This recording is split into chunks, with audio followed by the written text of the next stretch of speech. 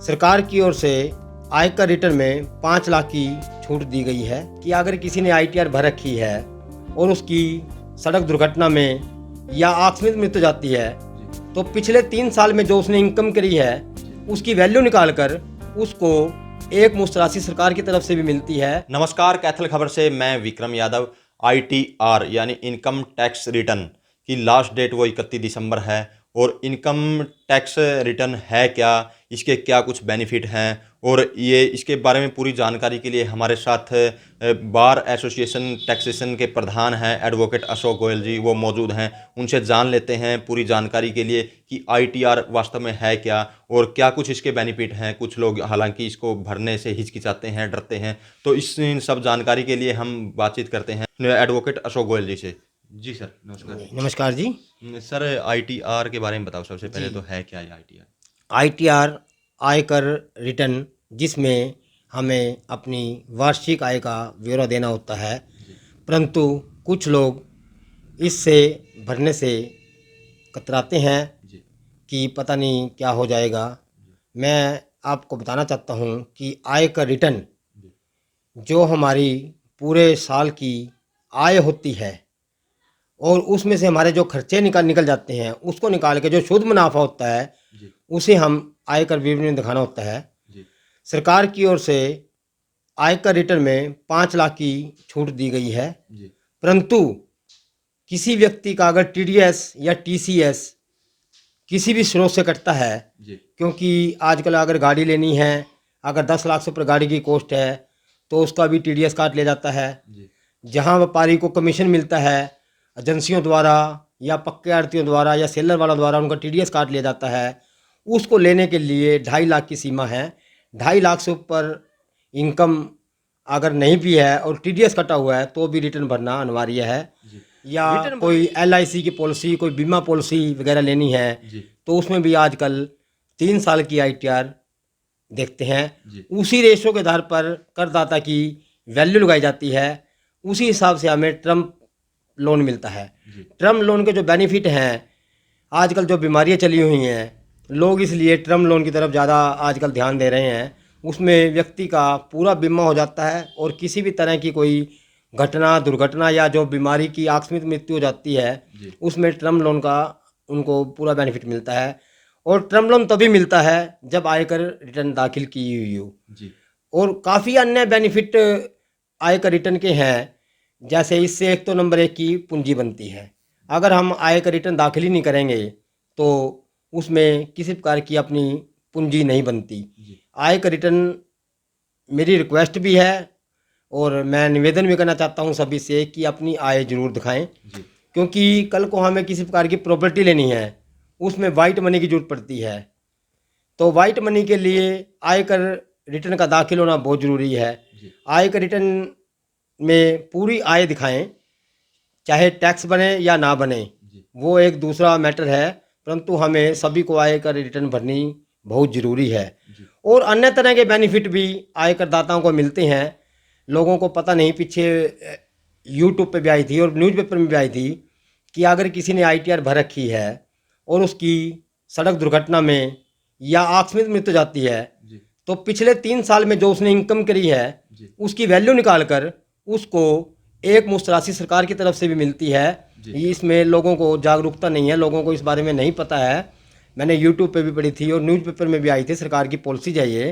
जी जो भी रिटर्न भरते हैं, मान लो जो घर का कमाने वाला बंदा है उसने आय का रिटर्न दाखिल की हुई है और 3 साल की जो उसकी रेशो निकलती है जी तो उसका 10 गुना जी पैसा घर वालों को मिलता है ताकि वो अपना जीवन यापन कर सकें। जी इस तरह के अन्य भी बेनिफिट हैं जो आयकर रिटर्न दाखिल करते हैं। सर, मतलब आमतौर पर ये कह सकते हैं कि जिसकी आय मतलब 5 लाख तक है, जी। वो 5 लाख से ऊपर है, मतलब वही भरते हैं। 5 लाख से कम वाले होंगे कोई मतलब भरनी जरूरी नहीं है। सरकार की तरफ से 5 लाख का कोई इशू नहीं है। जी सरकार ये नहीं चाहती कि 5 लाख से ऊपर वाला ही रिटर्न भरे। जी वैसे तो सरकार की तरफ से 2.5 लाख की छूट है, सिर्फ जी 5 लाख की छूट नहीं है। जी परंतु सेक्शन 87A में इन्होंने 12,500 की टैक्स की छूट दी है। जी 2.5 लाख से 5 लाख तक 12,500 रुपये टैक्स बैठता है। जी सरकार ने 87A सेक्शन में छूट दी है 12,500 की।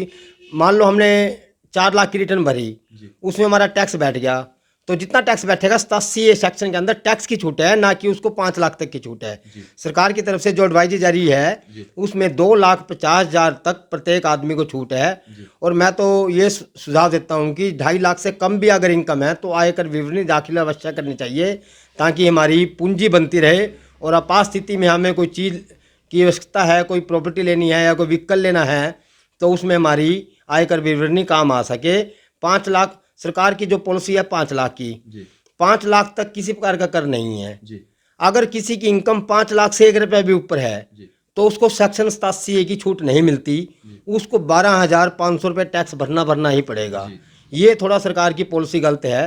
सरकार को निष्पक्ष रूप से टैक्स की रेशो बनानी चाहिए। अगर किसी की इनकम 499 है और 499 की ही उसकी सैलरी से इनकम हो या बिजनेस से इनकम हो, उस पर तो 1 रुपया भी टैक्स नहीं है। अगर किसी की 5,01,000 हो गई, सिर्फ 2 रुपये बढ़े इनकम में, टैक्स 12,500 लग गया उसको। सर अगर मतलब किसी ने ITR भरनी हो तो आवेदन कैसे करें, किससे मिले? आयकर रिटर्न के लिए हर जिले में, हर शहर में एडवोकेट्स हैं, CAs हैं, ITP हैं, जो प्रोफेशनल से परफेक्ट हैं, उनसे ITR भरवाएं ताकि किसी प्रकार की कोई गलती ना लगे। अपने हर जिले में, हर शहर में जो अच्छे से अच्छा आपको एडवोकेट या CA लगे, उनसे आप आयकर विवरणी भरवाएं ताकि आपको किसी प्रकार की कोई सुझाव मिलते रहें, समय समय पर आपको टैक्स की कोई दिक्कत ना आए। तो अपना सुझाव ये है जी। तो सर हर साल भरनी चाहिए मतलब? हाँ, आयकर विवरणी हर साल भरनी चाहिए। अगर बीच में कोई आयकर विवरणी भरनी बंद कर देता है तो उसमें पेनल्टी का भी प्रावधान है, और उसकी जो पिछली जो उन्होंने आयकर विवरणी भरी है उसका भी औचित्य खत्म हो जाता है। सर जैसे सरकार की ओर से जो साइट है उसमें भी कई बार प्रॉब्लम आ जाती होंगी, तो क्या कुछ प्रॉब्लम आती है क्या, मतलब या सही भरी जाती है ITR? सरकार की तरफ से जो कई बार साइट चेंज कर दी जाती है या कुछ स्वार्थ के लिए ठेका दूसरी कंपनियों दे दिया जाता है। अब की बार जो आयकर विवरणी की तारीख है 31 दिसंबर है, परंतु पोर्टल में बहुत सारी कमियां अभी तक ठीक नहीं हो पाई, क्योंकि सरकार ने 1 अप्रैल को सभी तरह के फार्म खोल दिए थे और साइट शुरू करके कहते हैं हमारी साइट ओके है, परंतु 30/6 तक साइट चल ही नहीं पाई बिल्कुल भी। उसके बाद सरकार डेली कोशिशें करती रही। वित्त मंत्री ने भी कंपनी वालों को बुलाकर काफ़ी लताड़ भी लगाई थी, परंतु अक्टूबर तक इनका पोर्टल बिल्कुल सही नहीं चला। अक्टूबर के बाद थोड़ा थोड़ा इनका जो नया पोर्टल है वो चलना शुरू हुआ।